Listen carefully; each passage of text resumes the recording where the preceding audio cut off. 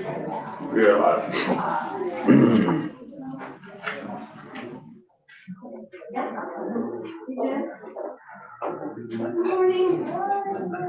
Okay, how are you?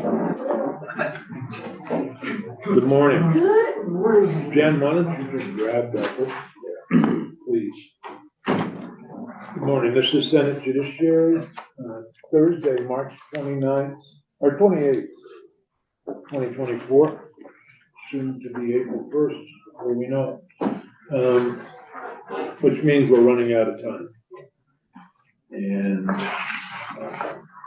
so this morning we're looking at various budgets, various programs, to particular attention of where they've requested more money above what the governor recommended in his budget. And I know that the House has already acted on their budget, and I just want to just say for the record that their method of funding is not something that would be accepted by, I don't think, by the Senate Appropriations Committee, which was they funded about everything that was requested, but in a half-year manner, starting January 1st, which means that in 2026, they would need to come up with about $15 million, where in this year, they're only coming up with about $7.5 million above the governor's recommend.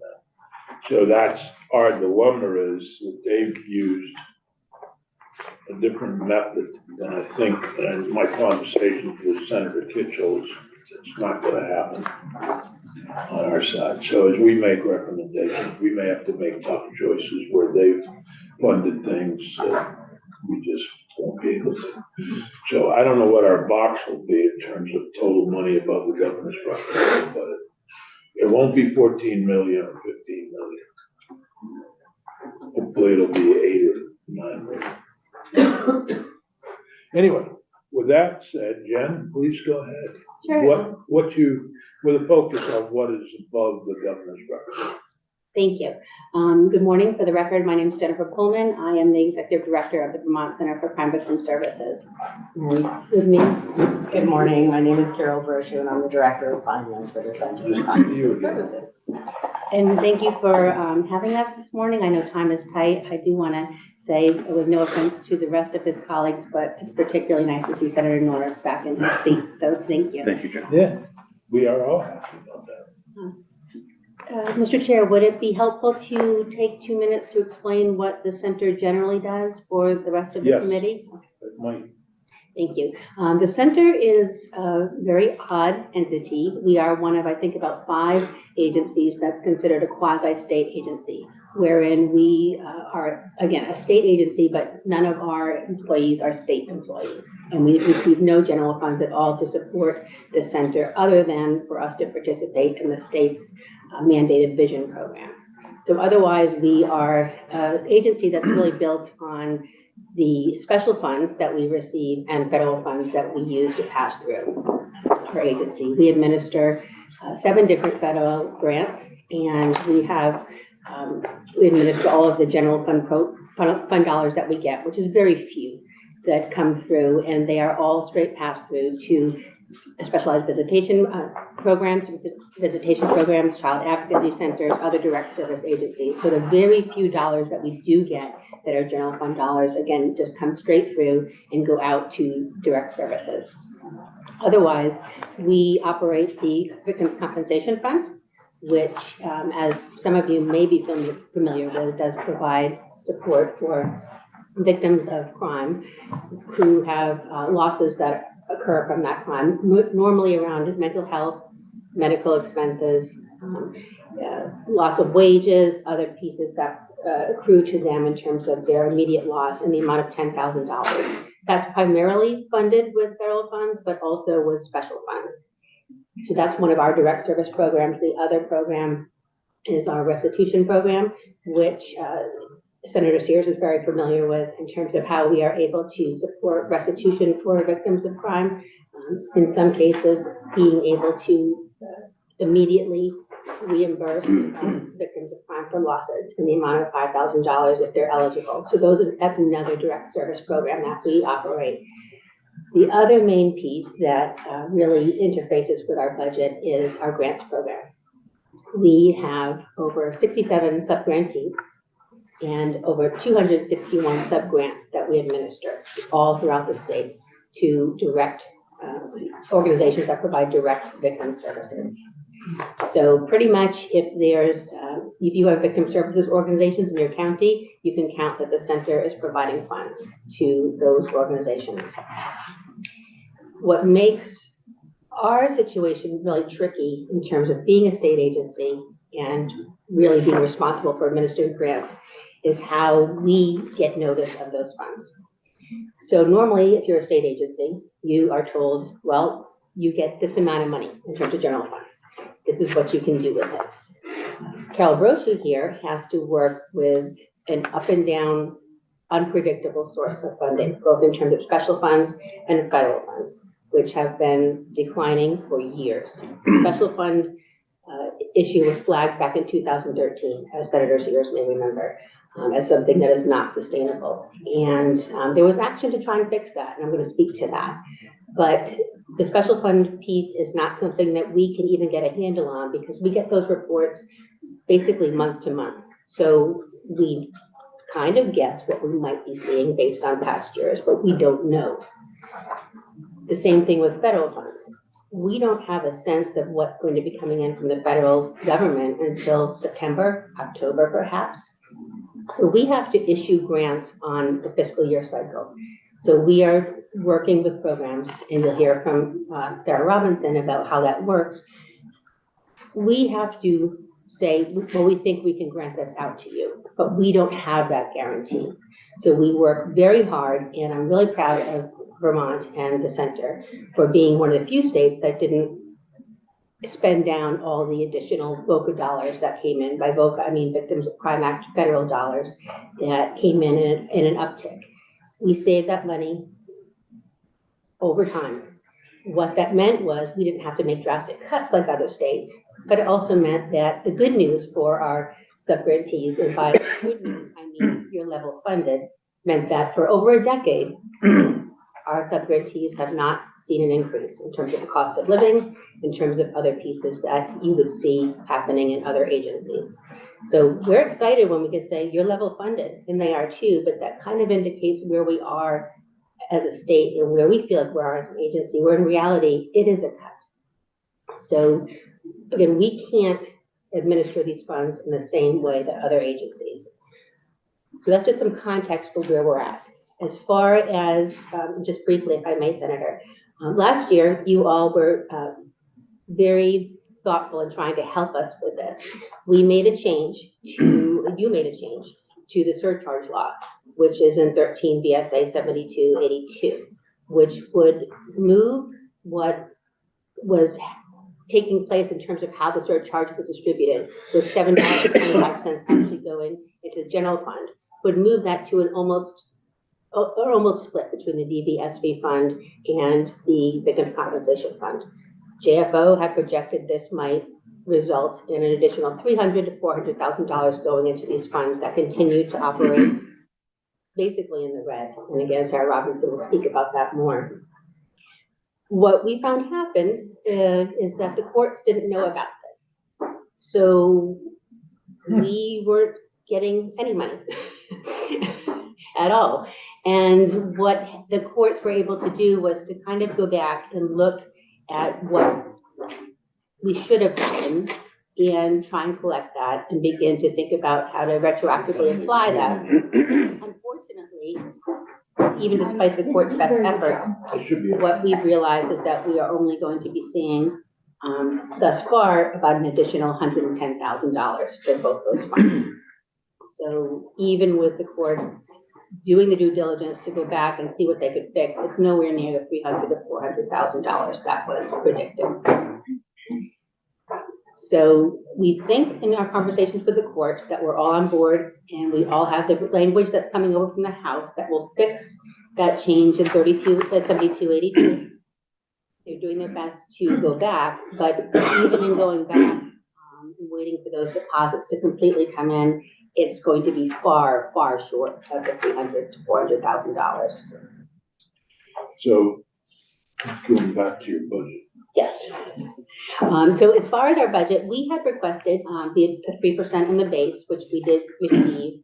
We're going to put that roughly $43,000 over to the child advocacy centers who initially had received general fund dollars. And Senator Shears, you will remember this because you worked with me on this. Yep. And it's to kind of backfill some of those pieces because VOCA right now, which funds most of those programs and most of our programs, is presently expected to be down for over 40% for next year. That's 40% of a cut to most of our programs, to our fund that provides funding for most of our programs. So without a fix, we will be looking at direct cuts. I will say the Biden administration is working hard to try and backfill some of that loss. And we are hopeful that perhaps something might happen, but as of right now, we are in dire straits in terms of what we are looking at with respect to cuts that will potentially take place due to the decrease in VOCA. So we asked for the 3%, we did get that. Just for VOGA is a term for violence against women. VOCA is Victims of Crime Act dollars. Victims of crime. It operates in the same way as our special fund does. It comes from fees and fines on federal prosecutions. Yeah.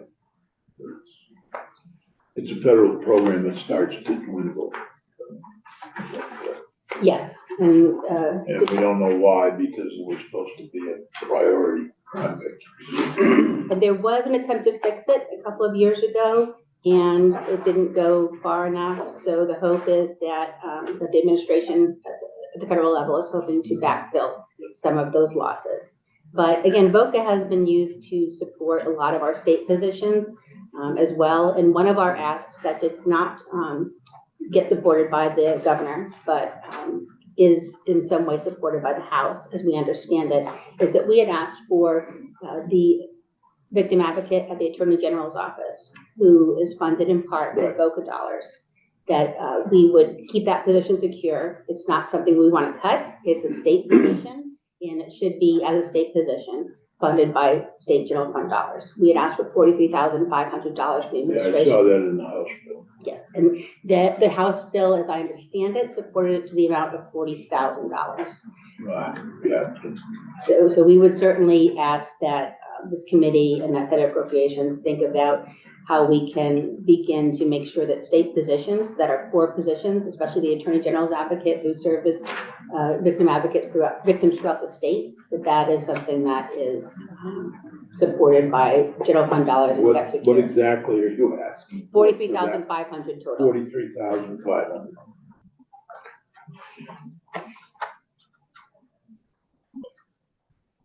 And then our other ask was for a grants position for the Center for Crime Victim Services, which would be in the amount of, I believe, about $87,000. We didn't ask that of the administration at the time because we were trying to work within the paradigm that we were asked to work within. And Representative Squirrel in House Appropriations said, I think you really need to do something for your own staff. We currently are a staff of 19, 3 of whom are half-time, and we have one grants manager who oversees all of the grants that I mentioned to you, those 267 grants. And I get a lot of emails all the time from, even from other legislators saying, oh, there's this new opportunity, can you apply for it? And what we say is we can't, because we can't do any more than what we're doing because there's so much work that goes into administration of grants. We have obligations in terms of site visits. We have obligations in terms of pulling together all the information from our sub-grantees, submitting reports, reviewing budgets for all those 267 sub-grantees. And Representative Squirrel said, why don't you put in for some help?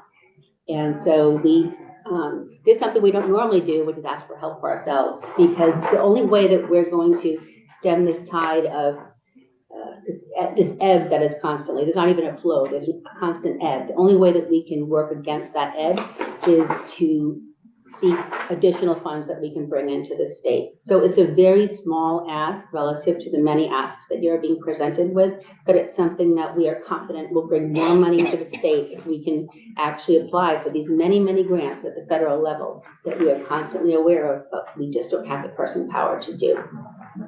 Okay. It's 85,413 in the House bill. And as I read the House bill, reduced 50% support for victims advocates is minus 43,000.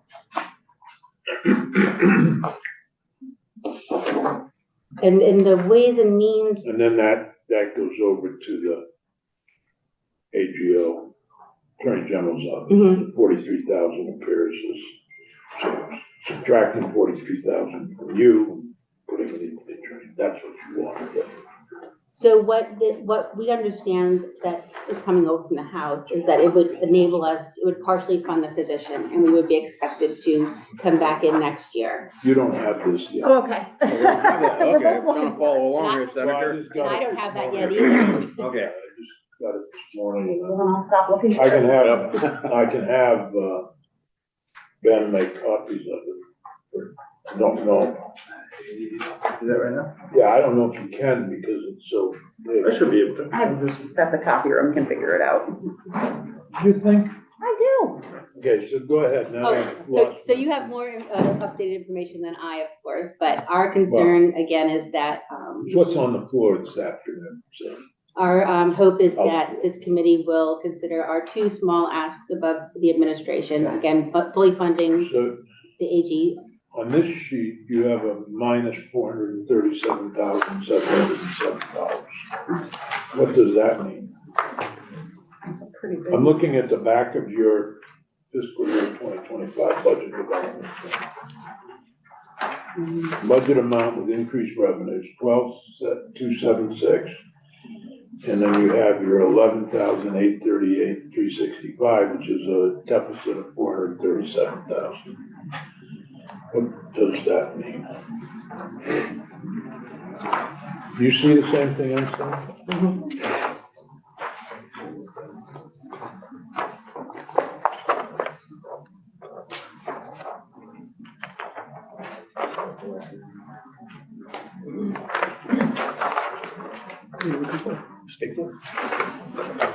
Somebody stole all, You know, somebody stole all our staplers, it seems, it must have been the house.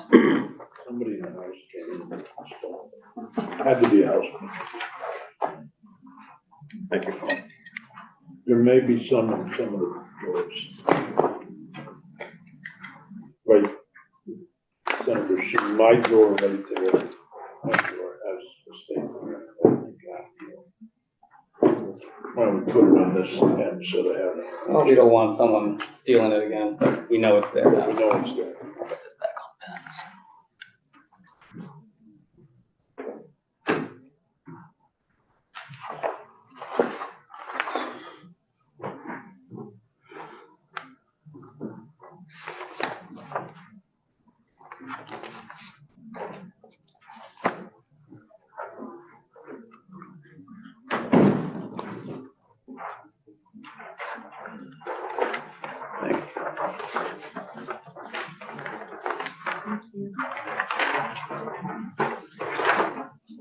Thank you. What you're looking at is the reduction from our special fund. So our ups and downs are pretty simple. It's all the grant based. Yeah. So when our federal grants, go up or we use special funds, so that's really what you're seeing. So So really, you're not requesting an additional No. 437,000? basically it's our grants out. So again, we had some additional, in this case, it's our compensation grant, which Jen talked about for the victim compensation fund. Okay. So we switch between those special funds and federal funds. So each year it kind of goes up and down. Along with the changes you can see is mostly all the grants, just the differences from year to year. Thank you. Are there any other comments that you want to make? At this time, I just am thankful that Sarah Robinson is here, because when we think about the backlog and we think about the pressures on the court, there are pressures on victims as well, and pressures on the people that serve them. And to think about the fact that, again, our our community-based programs, the network programs, the CACs, the supervised visitation programs have not received any increase. Those programs have to also be considered in terms of this, not this three-legged stool, but the four-legged chair. There are victims that have needs, not just the court, not the judiciary, and not just the prosecution and defense. Making sure that we are thinking about those supports as well, and appreciate the committee's time, and hope that the committee will consider our very small asks and think about those in a favorable way. So, two asks, one's 43.5, which is in the House bill, the other's 87,413 for the victims advocate For the grants manager. grant, victims grant. It's actually 85,413. Yeah. 55. 87,413. Is it 85? Mhm. Yeah, should be. Oh, I wrote it down wrong. Well, It says it's save less. $2,000. I was gonna say, well, Senator Bahalski. Thank you. Thank you for your work and for being here. I recognize your crystal ball may not be working today, but do you have a sense of what amount of expanded capacity so the grants position, yes, we're funding it and it should bring in more funds. Do you have any idea how many more grants or how much more might be available to you by funding this one position? My crystal ball is not perfect, Yes. but many times, and again, just recently got, a solicitation from the Department of Justice about several grants that would absolutely bring in additional money in the amount of $200,000 or $100,000 to address, trafficking or supporting children. And it's not something that we just don't have the person power to do it. It's just not possible. No, I certainly understand that as someone who used to run a program that had 3 grants. That seemed really overwhelming. So I had a little moment when you told me how many grants you have one person managing, because I can't imagine doing that. And, when I look at investment, this seems like a position that may over time pay for itself because you will be able to bring in so much more. Absolutely. That's our belief, is that this will bring in enough money to help the state, to help victims, and help providers, and will not be an overall burden on the state. Thank you. Thank you. I just want to say a word about the current Hatton and the St. Joseph's Orphanage, because both of those $25,000 grants have made a huge difference, particularly St. Joseph's, which I saw they have a exhibit in Manchester at the local library until I think the end of this month. I was there when they opened that, and it was wonderful, and I missed the press conference because I was supposed to report. So maybe you could say a few words about those 2 grants. Sure. And we were sad to miss you. The St. Joseph's grant has really been transformative for so many of the survivors who have found their voice when they thought that they might never, ever have a chance to be heard. And working with the facilitators, working with the survivors, and again, Senator Sears, you met with some of them, to really understand the impact that a relatively drop in the bucket in terms of what our overall budget is for the state can make in terms of the difference for survivors has really been so encouraging. And I know for them so empowering. And we are really excited to be a part of developing now their next phase, which is a monument and a garden at the site of the old orphanage. And that's been, it's a partnership that we're really thrilled to be a part of and honored to be a part of, and really appreciate this body support of these survivors after decades and decades of never having a voice, and to see that there's light where, that there is light, and you can make a difference. And the change that has happened in this committee as a result of their voices and in this body is, again, just so empowering and has made such a difference. And can't thank you enough. To both of your points, I think this is also a moment to note. I think a lot of times when we talk about restorative justice, we're talking about people who have done harm, and I know the work with the St. Joseph's Orphanage survivors involved restorative justice, and so I think it's an important moment to make the link between powerful healing that restorative justice has for victims as well. Oh, absolutely. And especially in this particular case, whereas if you've read any of the bigger articles, those who caused the harm were not willing to be a part of that conversation. And the inquiry created an opportunity for there still to be restoration without engagement of the individuals who caused the harm. So it's been such a powerful process. Yeah, I just want to thank the center for, funding these, you being the conduit to get the money to them, which is so important. So I appreciate that. And I remember dealing with the bill in here, and former Senator Pearson deserves a lot of credit for pushing this committee to take the bill up. And I was in Manchester, it was heartbreaking to meet for the first time one of the survivors who I met on Zoom, because if you remember, all of this occurred during COVID. So we were all on Zoom, and it was harder to, when you meet somebody in person, it's a little easier to understand their pain and so forth. So it was really interesting. And the first thing she said to me, will we finally meet in person? And I said, yeah, with Zoom.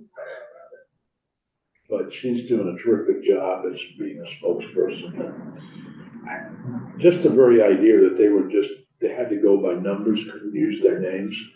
I mean, that is so much similar to some of the things we see out of Nazi Germany, like with the tattoo of the numbers. She was number 25. Well, I think, I'm sure you get a lot of upset emails from constituents, people all across the state about various issues. But this is one example for me of what really, again, a very small amount of money in a small amount of time can do in terms of transforming people's lives who, again, had not felt that was a possibility. So I certainly want to thank all of you, and just sometimes it's the little things here that make a big difference elsewhere. Yeah, thank you. Thank you both for being here this morning. Thank you.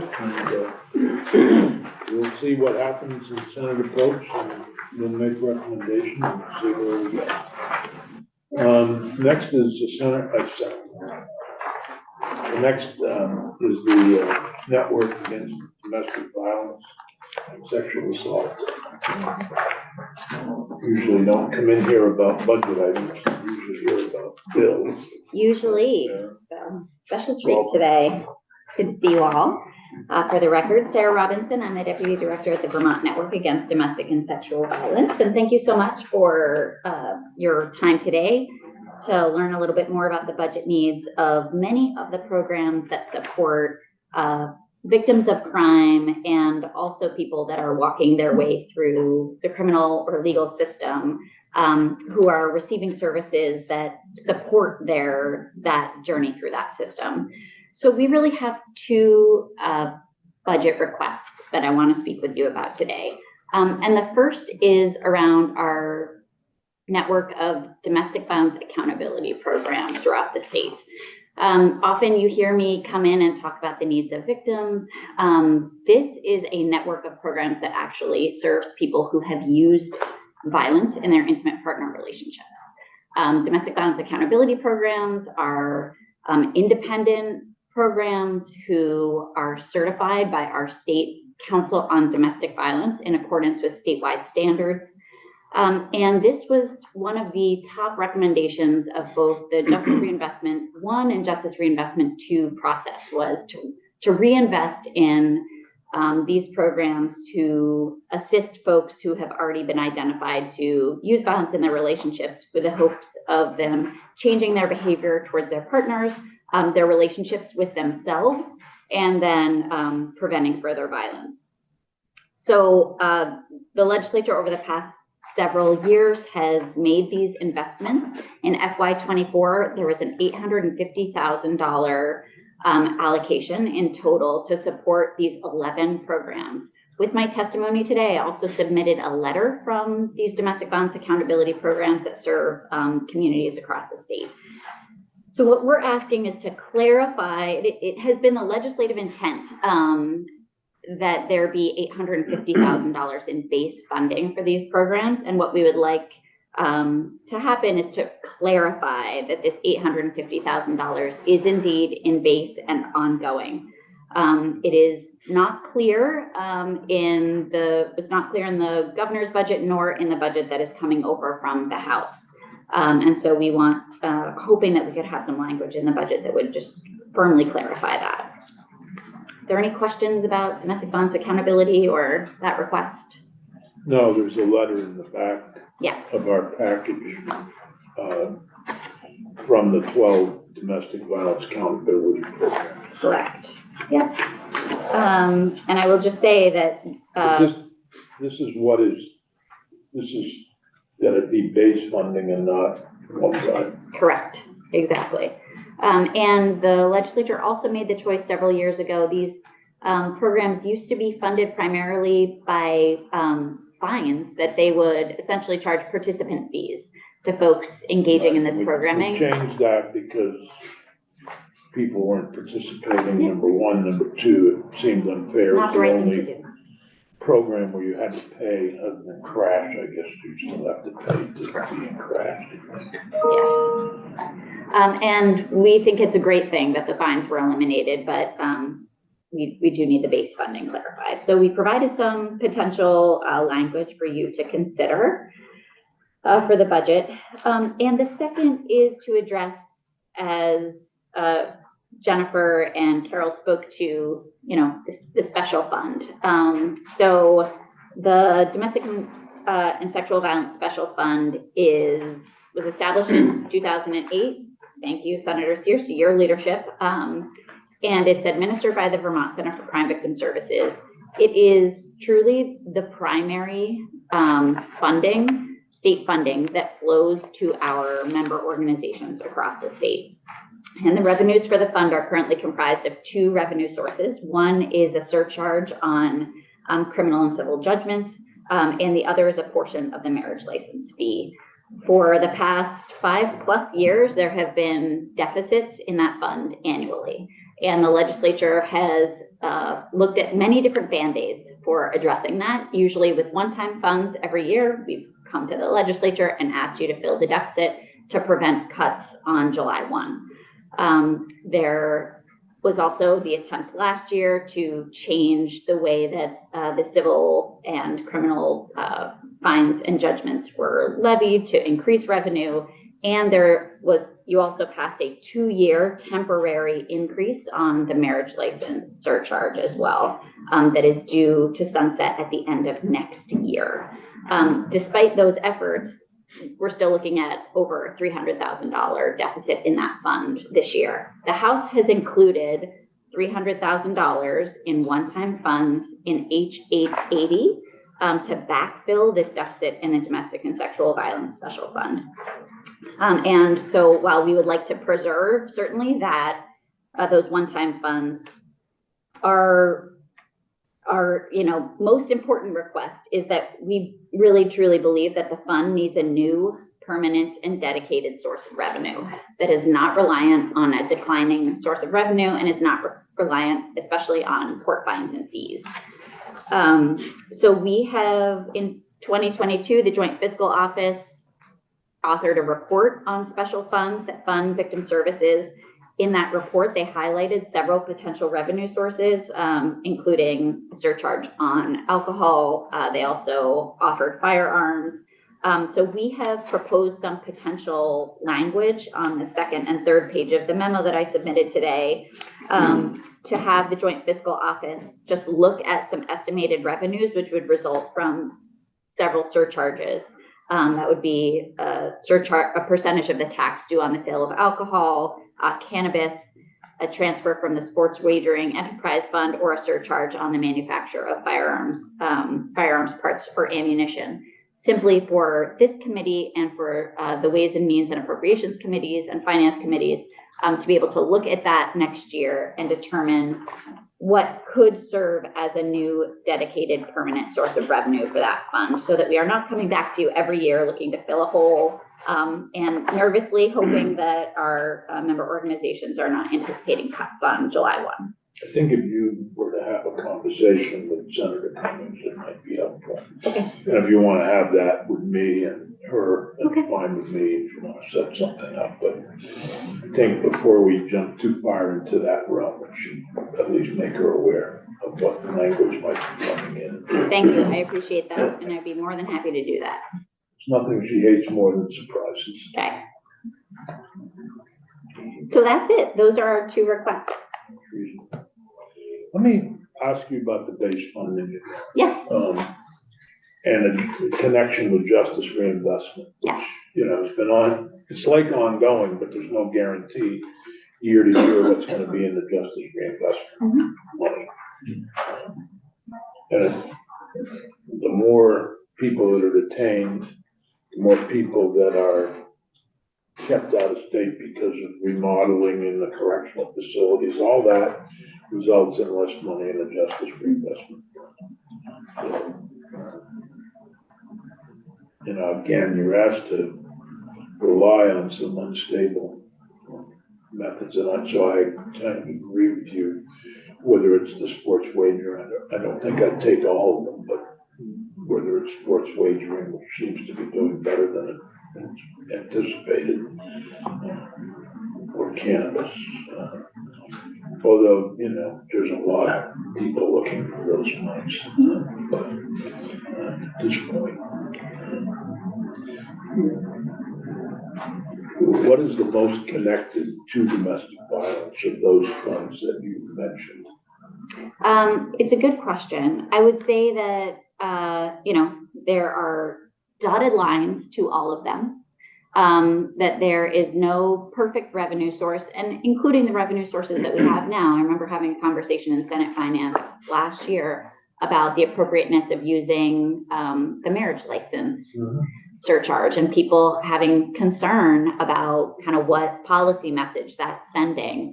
And so I would say that there is no perfect revenue source that has a direct correlation. But that any of them are justifiable, and that there's a dotted line between the experience of domestic violence and many of the social ills. Alcohol, though, probably would be the most I think that is logical. most logical to me as well. And I will say, while I can understand that there may not be political appetite for this, I do think that the research bears out the relationship between firearms and domestic violence as well. The only reason I'm saying it isn't necessarily because of the difficulty. I'm not sure how much manufacturing goes on in Vermont, how much ammunition and all. I don't know. It's a good I question. don't know how much revenue it brings in. Yeah. I think that would be the question. We know how much revenue we receive from alcohol. It's pretty clear. I don't know the revenue numbers if anybody's ever done that. Maria, could you just check the joint fiscal if they've ever done any examination of the revenue from firearms and ammunition sales? And I will also say that the state of California enacted an anti-violence bill last year that included an 11% excise tax on firearms. And the state of Colorado is the majority leader in Colorado, has introduced a similar provision this year as well. So there are other states that are looking at that, and I'm happy to follow up with you about that as well. Any other questions for Sue? Thank you so much. Thank you so much. Appreciate your time this morning. The next witness is the Vermont Bar Association, represented by Robert Page. Many of you may not know Bob was a former House member. But I never House stole, Judiciary. I never stole a stapler. Huh? You are not a stapler thief. Noted. Good morning. Thank you for having me. I'm Bob Paolini, Executive Director of the Vermont Bar Association. But I'm here today on behalf of a group called the Vermont Access to Justice Coalition, which is made up of 6 entities. We'll start with the Supreme Court. Our chair is Associate Justice Karen Carroll. Vermont Legal Aid is a member. Legal Services Vermont is a member. Vermont Law and Graduate School is a member. The Vermont Bar Foundation is a member, and the Bar Association is also a member. So what I'm here to ask, and I'll start at the end, and we can go back to the beginning. I'm here to ask this committee to support a request at the Appropriations Committee level of a grant to the Bar Foundation in the amount of $525,000. $500,000 of which will be granted out to agencies that can provide civil legal services to Vermonters of low income who are now not able to access those services. There are a couple of documents that I see you have in your files that are on your website. And I don't want to take a whole lot of your time, but I appreciate your willingness to talk about civil justice as well as criminal justice. We chose the Vermont Bar Foundation as the recipient of grant funds because they have a history of grant making. They have been doing that for years with IOLTA funds. And I assume everyone knows what IOLTA means. IOLTA means interest on lawyers' trust accounts. So I know the vice chair knows that any practicing lawyer needs to have a trust account for the deposit of client funds. The interest that's earned on those trust accounts is pooled and paid to the Vermont Bar Foundation. Last year, and I'm not sure exactly when their grant cycle was, I think it was July, but I may be wrong. Last year, they granted about $1 million in grants. They did have requests for around 1.3 million. Maybe interest rates are eventually going to go up on those trust accounts, but we went through a very low period, or the foundation went through a very quiet period during COVID and during the times of low interest rates where they didn't accumulate very much money to be able to grant out. What I'd like to just quickly draw your attention to in documents that I provided you is probably on page 5 or 6, maybe 6. It's a report written by Legal Services Vermont called The Impact of 2023 Legislative Funding Increase. But the second page of that lists a little over 3,000 individuals that sought legal assistance in the family court system, in housing, in consumer, and in probate. If you look at those numbers, it's over 3,000 callers that were not able to get any assistance. What we hope to do with these grant funds is to enable providers, and maybe one of those providers will turn out to be the Bar Association, because we do run what we call low bono programs, where we recruit lawyers to work at a reduced rate, very reduced rate in some cases of maybe $75 an hour, to take some of these cases. We administer county low bono programs throughout the state, which we do by grant funds from the foundation. We also administer a program where we provide counsel for wards who face involuntary guardianship proceedings. And that's actually required by statute. This legislature passed a statute, I'm going to say before 1980, that entitles those folks to counsel. But the state has never funded counsel for those people. We also try to provide counsel for people who are facing child support contempt cases. Again, statute says that they should be entitled to counsel, but it's not something that the Office of the Defender General has the expertise or the resources to provide. So we use grant funds to run those programs. But there are a number of programs that are listed on this page. Divorce, custody, visitation, domestic violence, housing, private landlord tenant actions, consumer debt is a huge issue that people are not really able to have counsel for. I mean, if it's a foreclosure, yes, but in terms of consumer debt cases, you're on your own, unless you can find a lawyer to do it pro bono. And sometimes you can, but most of the time you can't. So we know that these 3,000 or 3,100 people are not represented. And that's what we're trying to address. What other sources of funding does the Bar Association have Um, for these purposes? or it's the Bar Foundation that Bar has, Foundation. we get funding from the foundation. There's a series of competitive grants. There are non-competitive grants that fund, of course, legal aid, who I think you'll be hearing from in a couple of minutes. But there are other programs.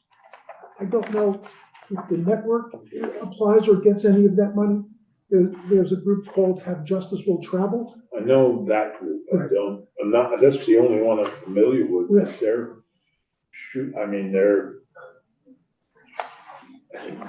They're having difficulty. Oh, absolutely. Yeah, absolutely. If we were to get any of this money, I would expect them to be one of the first applicants that we could help. As a senator, I frequently get, people know that I'm chair of Judiciary, or maybe they think I know people. I frequently get requests, I need a lawyer, why are they taking my kid away, blah, blah, blah. And it's really hard, because I don't know, at one point, it could be a, Defender General case where they have, a charge against them, and now somebody's trying to remove their kid, so that's really something that their defense attorney should be able to handle. On the other hand, I get calls about grandparents who are concerned their daughter is a drug addict, no father's around, we gotta take care of the kids, what do we do? I need, probate court, I gotta, is this what you're talking about, Bob? That's what we're talking about. Yes, thank you, Senator. I assume all of you get those calls and have that kind of experience, but I would guess, I'm Those- not alone in that. yeah, those are the kinds of gaps that we're trying to close. This is a new project. If I went back through the list of those 6 members of the coalition, we met, well, I should say, they met before I came back to the Bar Association back in 2019. And we're preparing to come to you in 2020 when everything stopped. So we decided to come back together. When all of those groups put their cards on the table, we were looking at over $2 million. And what we said was, look, that's not gonna fly. Let's try to get something started. And let's, if we can get some money and we make some grants and we can impact these numbers, then we have something to talk about. I wanted to, one more question or comment. So one of the other problems that even I have, and I've been here for a long time, is which agency or which law group should I refer these people to? And that's another problem. I don't know who can help them. Clearly, if it's a domestic violence case, I can refer them to the network. If it's a, child support case, I can refer them to child support. But many of them are very confusing cases, and oftentimes the victim or the person doesn't really know what, they're not really clear about what the problem is. And I'm stumbled, I'm not a lawyer. We run a lawyer referral service, as you may know. We have lawyers who volunteer, they sign up to take referrals in certain subject areas. So we get a lot of those calls. You're going to hear from legal aid shortly. I think it's fair to say, she can correct me, that they do what they have grants to do, what they're authorized to do. I know Legal Services Vermont is funded by federal dollars through the Legal Services Corporation, and they do what they're charged to do. If I go to the emergency room, they might send me to the cardiologist, they might send me to the oncologist, they might send me to triage. They know where to send me. The problem is if I go to the legal realm, they don't know where to send me. I understand that, and that's why I mentioned our lawyer referral service. Yeah. There are times when legal aid or legal services cannot assist a caller. They suggest call the Vermont Bar Association Lawyer Referral Service.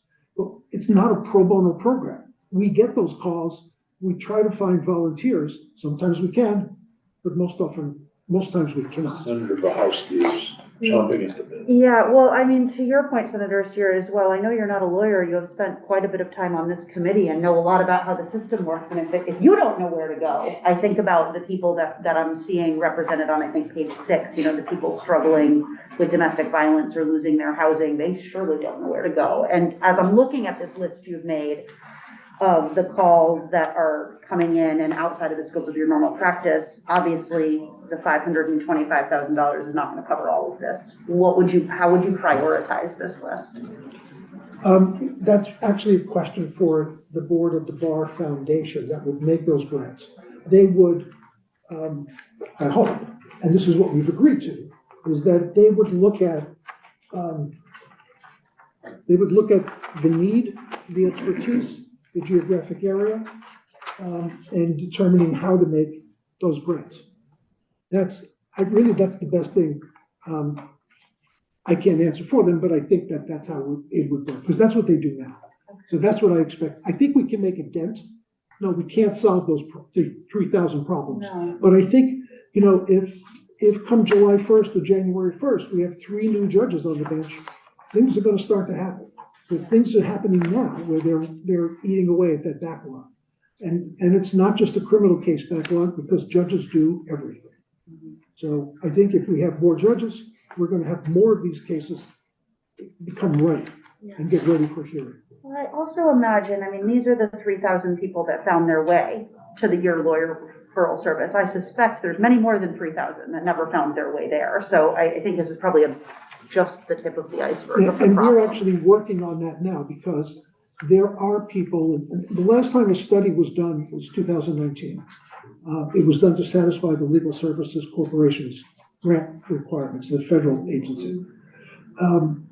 We can look at the numbers of people that we know we didn't serve, or legal services didn't serve, because they didn't serve those 3,000. How many others didn't even know they had a legal problem? Some people just think, you know, it happened to me, maybe I deserve it. You know, that's just the way things are. And they don't know that there may be help, and there may be an avenue to be heard. We don't know that. Yeah, no, I certainly recognize that as sort of what I'm pointing to, but that is helpful. And I just, you know, when I look at the list of things that are here, all of them are probably really difficult. And I think some of them can easily escalate quickly without legal support to something much bigger than what we're looking at here. You know, if we're looking at an eviction, for example, and now someone becomes homeless, and it just can cascade into something much larger than a civil Right. case. Now, legal aid does some of that. I think they do some family law if there are minor children, or maybe if there are children and there's an allegation of abuse. I'm not certain of that, but the other cases are not served. And we'd like to see them served. We think we can recruit lawyers who would be willing to work on these projects throughout the state. The second document that I've filed with you is a 2019 study that was commissioned by the Vermont Supreme Court that looked at the results of advocacy for these folks. And they came to the conclusion that for every dollar spent on legal services, it produces $11 of economic activity for the state. Whether that's putting money in people's pocket, or deferring a request for state assistance in some form, that there's an economic benefit to helping sort of low-income people access justice. Now, I know the House is going to send over a bill that funds us at half, the way as the chair announced at the beginning of today's hearing. It uses half the amount that we requested. You know, if that's what comes out of the final budget, we can live with that. I believe they're funding half the year. Yes. So they're funding at they would say at the full amount of the 525,000, but it doesn't start until January 1st. The problem with that is, in my view, that if that's what they pass over, it creates in 2026, FY 2026, an expectation for the entire 500,000. And since they did that on the entire 15 million, that represents an expectation of 15 million in FY 26. There's no guarantee that that's what's going to happen. And so I worry a little bit about that part of the process. And I would be worried if I were you as well, because you start a program and then find out that there's no funding 6 months later. No, I totally understand that, and I was surprised to see how. Yeah, I understood what they did. They funded all these increases on January 1. So it's, that's the choice that was made. Happy to answer any questions. That's why there were two bodies. That's right. Any questions for Don? I just got a quick one. Sure. Bob, is there something that says that attorneys have so many hours that you're supposed to within a year, pro se, or what is that? Can you just refresh Yes, my memory? that's part of our rules of professional responsibility. We are encouraged to do 50 hours of pro bono work throughout the year. There's always been this discussion about what that means. Does that mean, serving on your community library board or something? Or does it mean actually taking a case and helping somebody, either by giving them some advice or appearing in court? We don't have a reporting mechanism about how that works, but actually, tomorrow is our mid-year meeting at the Hilton in Burlington. We're going to have about 240 lawyers there, and we're giving out 2 pro bono awards to lawyers who've really gone sort of above and beyond, hundreds and hundreds of hours with no expectation of being compensated for any of that, and a lot of out-of-pocket expenses. We do this every year in March. We give those awards, and this year we had 8 or 9 nominees. Last year I think we had 1 or 2 nominees. So yeah, it varies, and we do it. The programs, the county low bono, what I call low bono programs that we run, we can say, we can appoint a lawyer and say, okay, we're going to compensate you for 5 hours on this particular matter, or 10 hours on a different matter. And in most of those cases, when they submit their bills, if they submit their bills, they will tell us in their bills that they've worked more than 5 or more than 10, with the expectation that you're going to get paid for 5 hours. Happens all the time. So the answer to your question is yes, we're encouraged to do it. Yes, we do it, but we're not going to pro bono our way out of this problem for that community of people that needs it. I wasn't making any inference to that. No, I know. Yeah. Thank you.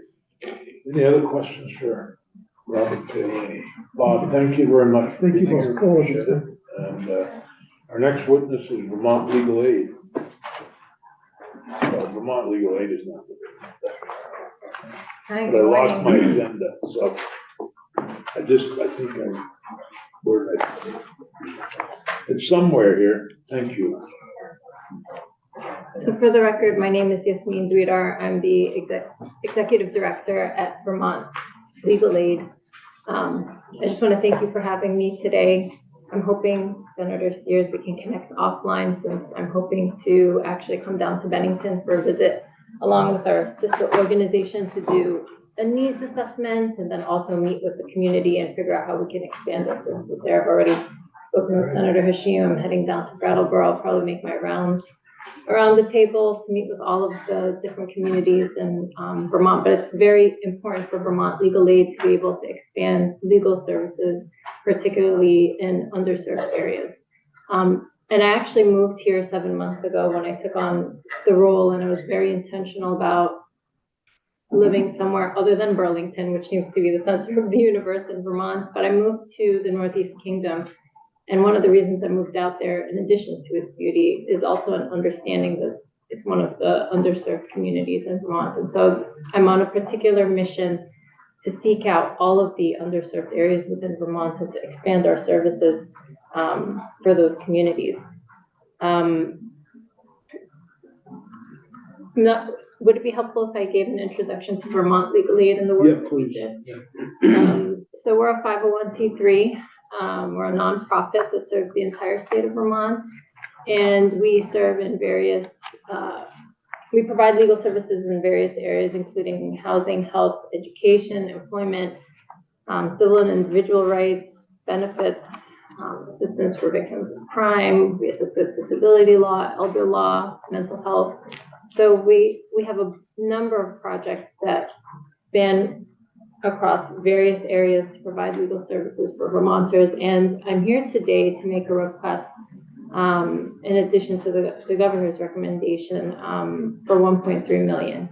And I guess I'll do a Bob's in and work my way backwards. But the $1.3 million ask, $550,000 of that is to account for increases in terms of retaining our staff.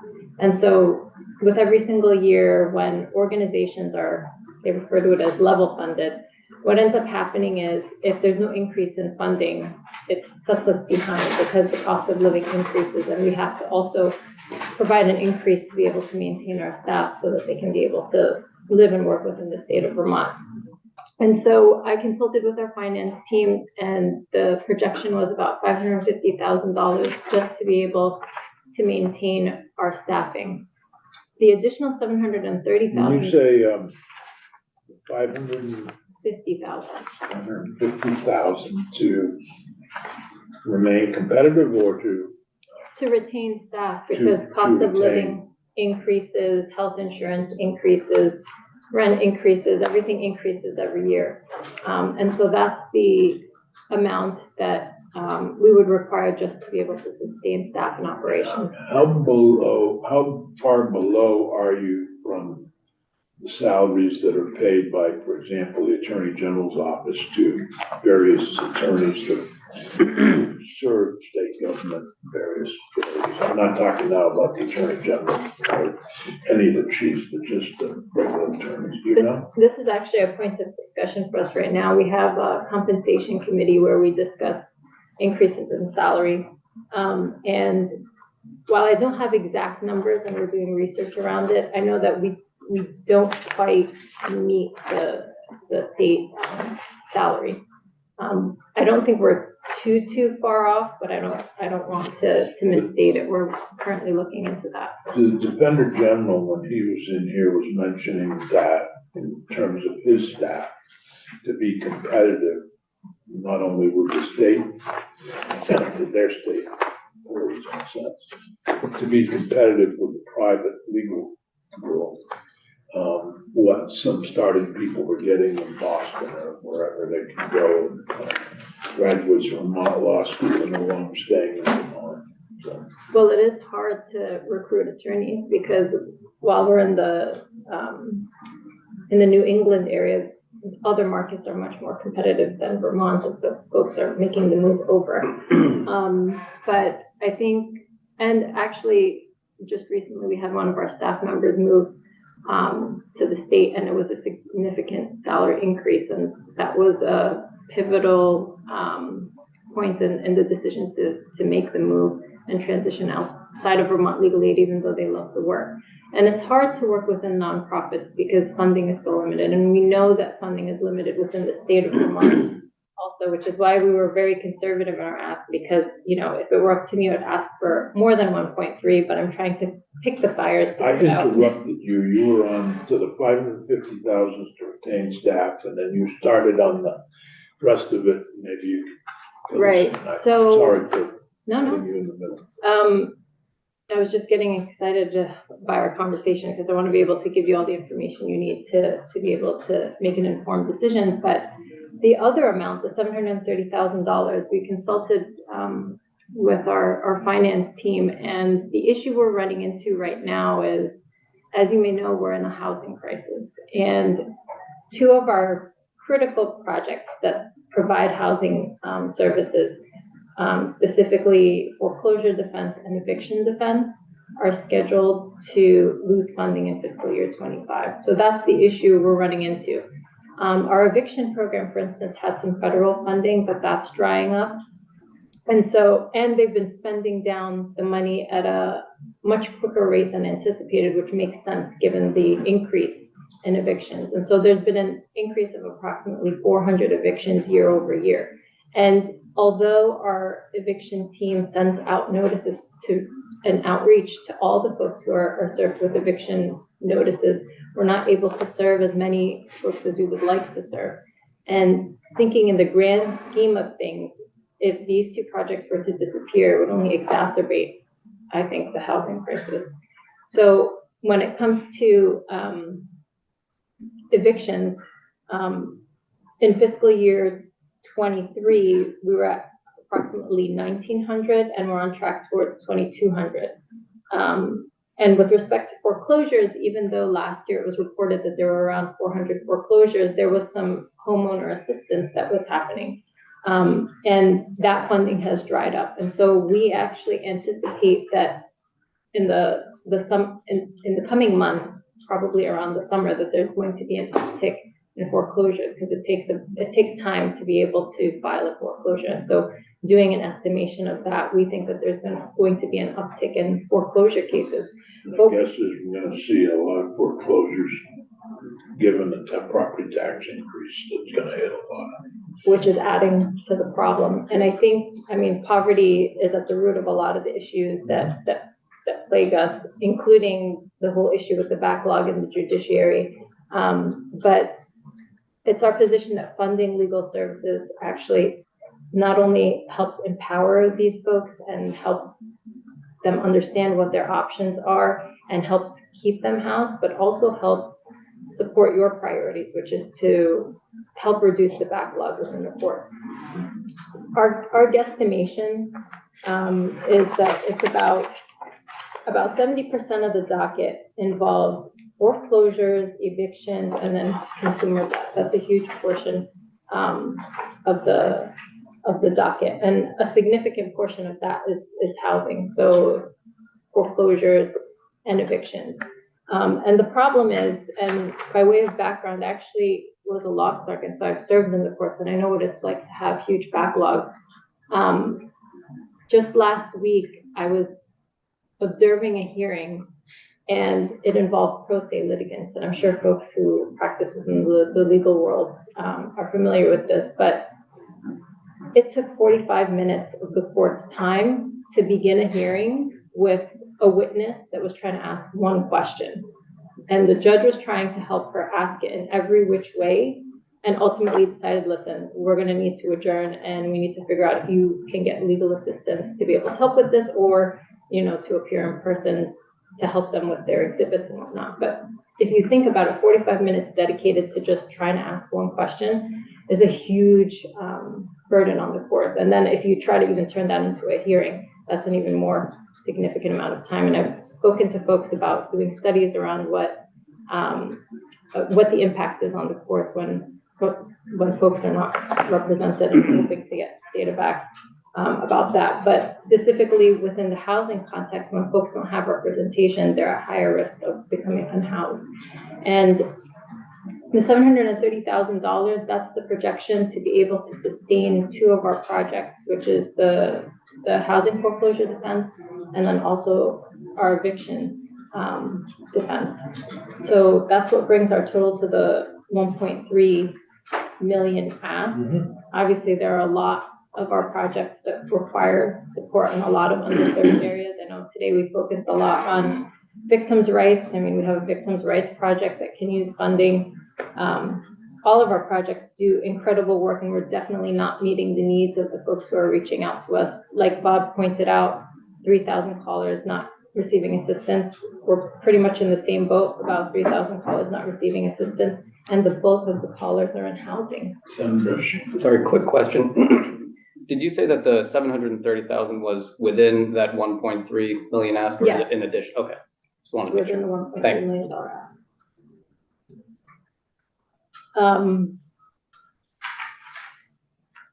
And just so you can understand the impact, because we are anticipating that the funding is drying up in fiscal year 25, we've already started to prepare for the possibility that these projects may not exist. And that's harmful in that, to me, this is devastating to Vermonters to have to reduce services, which we've already had to start doing. So we're trying to triage cases and figure out which ones are the most severe and the most important, but then also limiting how many cases we take in anticipation that we're going to lose funding. And we're trying our best to work with the resources that we have, but in order to try to combat homelessness, just as Bob said, we can't solve the problem in its entirety, but to at least make a dent, we would need this funding to be able to at least sustain these projects in order to provide support to folks who we would like to try to keep housed. And I think an interesting thing about, for instance, our foreclosure project is, and I've spoken with our project director, in the years that she's been doing foreclosure work, the vast majority of clients that they've come across, they've been able to help them hold on to their homes, which means holding on to generational wealth, which also means hopefully keeping future generations housed. And I think she said she could count on her hand, maybe the number of times someone lost their home. But I think all of our projects do incredible work. Our housing projects right now are at risk of ceasing to exist, unfortunately, and we're trying on our end to seek additional funding. We're not sure how that's going to work. I'm serving as executive director of the organization, but I'm also turning into the developments manager, which is a hard thing to do. But we are trying to complement the funding that the state provides as best as we can. But presently, the dire need is within our housing projects and making sure that they remain funded so that we can continue to help folks stay housed. Any questions? Yeah. Thank you so much for being with us this morning. Thank you. That concludes. Before we go on break, Maria, when we talk about the total amount of money we have to add S-195 to it, Yep. I think it was 2.4 million from DLC. I love it. We'll see where all that sugars out in our budget discussions. So, why don't we take a break till